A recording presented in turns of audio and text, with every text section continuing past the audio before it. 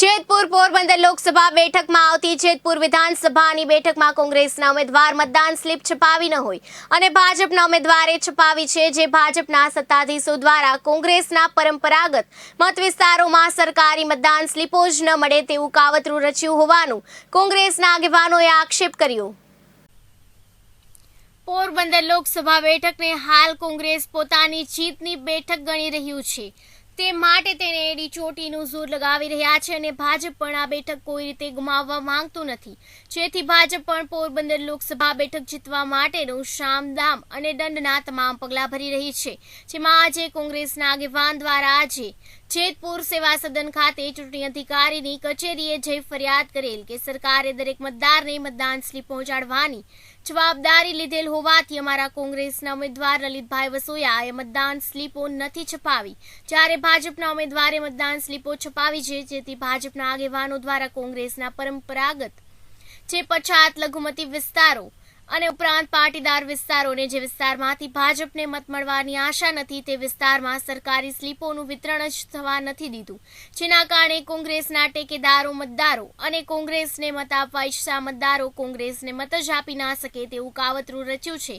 હોવાના આક્ષેપો કરી અને આ BSOની તાત્કાલિક કચેરીએ બોલાવી અને મતદાન સ્લીપો શું કામ વિતરણ નથી કરી તેનો ખુલાસો પૂછવાની માંગ કરી હતી અને જો તાત્કાલિક મતદાન સ્લીપો વિતરણ કરવામાં નહીં આવે તો કોંગ્રેસ ચૂંટણી પંચમાં જઈ અને અટકાવી દેશે તેવી ચીમકી આપી હતી। આ અંગે ચૂંટણી અધિકારી મિતેશ સોલંકીને પૂછતા તેઓએ જણાવેલ કે જેતપુર વિસ્તારમાં 221 જેટલા BLO છે, જેમાંથી શહેરમાં 95 અને બાકીના ગ્રામ્ય વિસ્તારમાં BLOની ફાળવણી કરવામાં આવી છે અને આ BLOની 18 તારીખ સુધીમાં મતદાન સ્લીપ વિતરણ કરવાની કામગીરી પૂરી કરી લેવામાં આવી હતી, જેમાં BLO સ્લીપ વિતરણ કરવા ગયા હોય તેવા સમયે ઘણા મતદારો મળેલ ન હોય તેઓની સ્લીપ આપવાની બાકી છે અને આ બાકી રહેલા મતદારોને પણ આજે જ મતદાન સ્લીપ મળી જાય તેવી અમે BLOને સૂચના આપી દઈશું અને BLO જે મતદારોની સ્લીપ વિતરણ કરી હોય એટલે કે આપી દીધી હોય તેની પાસેથી પુરાવા રૂપે રજિસ્ટરમાં સહી લેવાની હોય છે, એટલે કયા BLO કેટલી કામગીરી કરે તે પણ અમે જોઈ લેશું અને જો કોઈએ કામગીરી નહીં કરી હોય તો તેની સામે પગલાં ભરીશું। પોરબંદર મત વિસ્તારમાં કોંગ્રેસના ઉમેદવાર શ્રી લલિતભાઈ વસોયાએ સ્લીપો છપાવેલ નથી અને ભારતીય જનતા પાર્ટીના ઉમેદવારે સ્લીપો છપાવેલ છે। ગવર્મેન્ટ તરફથી જે સ્લીપો અપાઈ છે એ સ્લમ વિસ્તારોમાં, સારા વિસ્તારોમાં ઘણી જગ્યાએ સ્લીપો પહોંચી નથી, તેના કારણે અમારા મૂળભૂત પરંપરાગત મત કોંગ્રેસના છે, એ ઉપરાંત નવા મતદારો જે મત દેવા માગે છે એ સ્લીપો પોતાની પાસે પહોંચી નહીં હોવાના કારણે એ મતદાન કરી શકતા નથી। કયા કારણોસર આ પ્રવૃત્તિ કરવામાં આવી છે તેનો ખ્યાલ આવતો નથી, પણ આ માટે કોંગ્રેસના આગેવાનો યોગ્ય જગ્યાએ અને ચૂંટણી પંચમાં રજૂઆતો કરી અને વહેલામાં વહેલી તકે સ્લીપો પહોંચાડે, નહીં તો યોગ્ય કાર્યવાહી કરે સ્લીપો વિતરણ કરનારા BLO ઉપર, એવી અમારી માગણી છે। આજે તમે ચૂંટણીનું જે ફરજનું મામલતદાર ઓફિસે આવેલા, કયા કારણસર આજે આખા જેતપુરની અંદર સર્વે કરવો, જ્યાં શ્રમ વિસ્તાર છે, નરસંગ ટેકરી, દેરડી રોડ, યાવાસના, ભાદરના સામે કાંઠે ગરીબ વિસ્તારની અંદર એક પણ સરકારી સ્લીપ આવી નથી। વારવાર મેં ફોનથી રજૂઆત કરી તો કે અભ્યાસ હજી લગન આ સ્લીપો આવી નથી। આજે હું મામલતદાર ઓફિસે આવી છું અને ચૂંટણી પંચને રજૂઆત કરવી છે અને આજે બધાય BLOનું યાદી લઈ લીધી છે કે આ ગરીબ વિસ્તારની અંદર સ્લીપો ન વેચવાનું કારણ શું છે।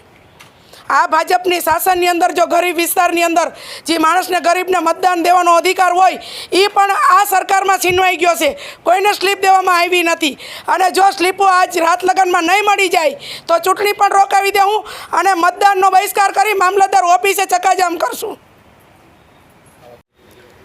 ચૂંટણી પંચ આદર્શ આચારસંહિતા અંગે અને મતદારોને બૂથ સુધી લઈ જવા માટે ચૂંટણી અગાઉ 5-7 દિવસ અગાઉ આ ચૂંટણીની સ્લીપો, મતદાર સ્લીપો મતદારની ઘેરે પહોંચાડતી હોય છે, પણ જેતપુરમાં એવા જે એરિયા છે કે જ્યાં પાટીદારો વધારે રહ્યા છે, જ્યાં ગરીબો વધારે છે, જેમને ખબર છે ભાજપ સરકારને કે અહીંયા મત આપણને મળી શકે એમ નથી, એટલે જાણી જોઈને આ લોકો સ્લીપ બાંટતા નથી। જેતપુરમાં એવા ઘણા વિસ્તાર છે કે જ્યાં આ સ્લીપો હજી સુધી મળી નથી।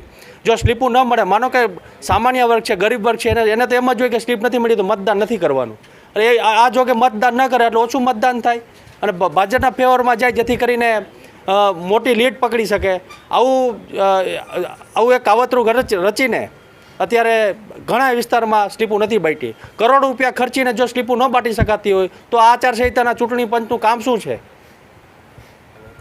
બધા બિલોને મેં વિતરણ કરી દીધેલું છે 18 તારીખની, બરાબર. અને એમના રૂબરૂ પૂછતા એમના તરફથી પણ વિતરણ થઈ ગયેલું હોવાનું જણાવેલ છે એમને, અને રિપોર્ટમાં આપેલું છે એમને. જે વોટર સ્લીપમાં મતદાર એબસન્ટ હોય, હાજર ના હોય, એનું વિતરણ કરવાનું બાકી છે એવું જણાવેલ છે. જે ફરી એમના ઘરે જઈને હાજર હશે તો તેમને વિતરણ કરી આપવા બિલો જણાવેલું છે. સાહેબ આપણે જે બીએલઓ છે જેતપુર શહેર અને તાલુકામાં કુલ કેટલા છે અને શહેરમાં કેટલા? ટોટલ થઈને બીએલઓ જેતપુરમાં 221 છે, બરાબર. રૂટ વાઇઝ બધાના છે, બરાબર. ભાગ વાઇઝ બધાના બીએલઓ શહેરમાં આપેલા. કેટલા છે? શહેરમાં 95 છે. એટલે કોંગ્રેસનો એવો આક્ષેપ છે કે જેના પરંપરાગત મતદારો છે, પછાત વિસ્તાર છે, અને પાટીદારો વિસ્તાર છે, એમાં બીએલઓએ આ સ્લીપ વિતરણ કરેલું જ નથી. તેના વિશે તમારું શું કહેવું છે? સ્લીપ વિતરણ તો લોકોએ કરેલું જ હોય, બરાબર. અને અમે રજિસ્ટર આપેલું છે, વોટર સ્લીપ રજિસ્ટર. એમાં વિતરણ કર્યા અંગેની મતદારની સહી પર લીધેલી હોય છે. એમાં સહી લેવાની હોય? સહી લેવાની હોય છે મતદાર સ્લીપની. આ કોંગ્રેસનો આક્ષેપ છે એ બાબતે તમારું શું કહેવું છે? અમે જે બેને વાત કરી છે, બરાબર, એ ભાગના બીએલઓને બોલાયેલા છે. એ સ્લીપ રજિસ્ટર સાથે બોલાયેલા છે. રજિસ્ટર ચેક કરી લેશું કેટલું બાકી છે. આ બાબતે કોઈ મીટિંગ કે તમારી કોઈ મીટિંગ આજે કરી નાખશું બપોર પછી બધા બીએલઓની ટોટલ. અને સાહેબ કેટલી તારીખે ચાલુ છે અને ક્યારે સુધીમાં પૂર્ણ કરવાનું હોય આ કામગીરી? પૂર્ણ 18 તારીખ સુધી પૂર્ણ કરવાની હતી કામગીરી આ, બરાબર. પપ્પાના શું અમદાવાદ 17 તારીખે મળેલા હતા વોટર સ્લીપ. 17 તારીખથી ચાલુ થયેલું વિતરણ અમારા. 2 દિવસમાં પૂર્ણ કરવાની હતી? 18 તારીખે પૂર્ણ કરવાની હતી, પણ પહોંચી ના પડે એટલે એ લોકો 19 તારીખે પેલું વિતરણ કરતા હતા. KTV ન્યૂઝ ગુજરાતી સાથે નિલેશ મારું, જેતપુર.